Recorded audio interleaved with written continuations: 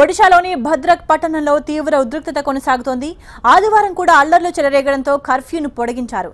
ఎలాంటి అవాంఛనీయ సంఘటనలు జరగకుండా అదనపు బలగాలను తరలిస్తున్నారు. పట్టణ వ్యాప్తంగా పోలీసులు పటిష్ట బందోబస్తు ఏర్పాటు చేశారు.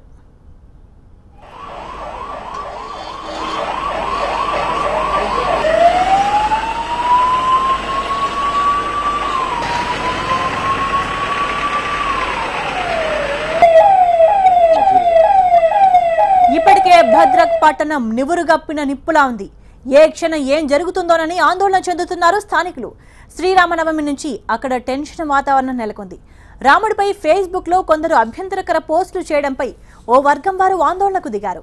ర్యాలీలు, ధర్నాలతో హోరెత్తించారు. అయితే ఇవి హింసాత్మకంగా మారాయి. పోలీసుల తీరును నిరసిస్తూ ఆందోళనకారులు వాహనాలకు, షాప్లకు నిప్పు పెట్టారు.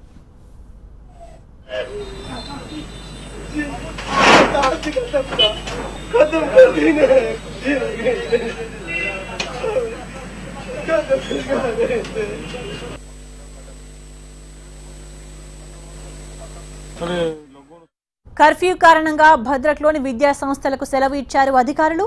మార్కెట్లు, బ్యాంకులు, ఇతర ప్రభుత్వ ఆఫీసులు పూర్తిగా మూతపడ్డాయి. శాంతి భద్రతలను అదుపులో ఉంచేందుకు ఒడిశా 35 ప్లాటూన్ల కేంద్ర బలగాలను మోహరించింది. పరిస్థితిని అదుపులోకి తెచ్చేందుకు ర్యాపిడ్ యాక్షన్ ఫోర్స్ కూడా రంగంలోకి దిగింది.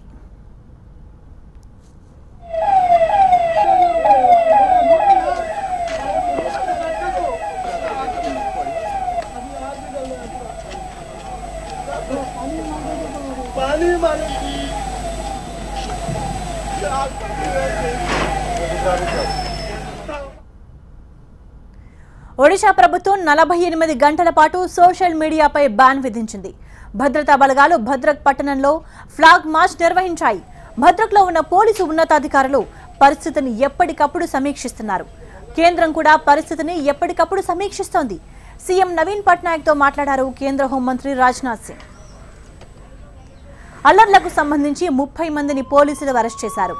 వందలాది దుకాణాలకు నిప్పు పెట్టడంతో సర్వం కోల్పోయిన వ్యాపారులు గుండెలు బాదుకుంటున్నారు.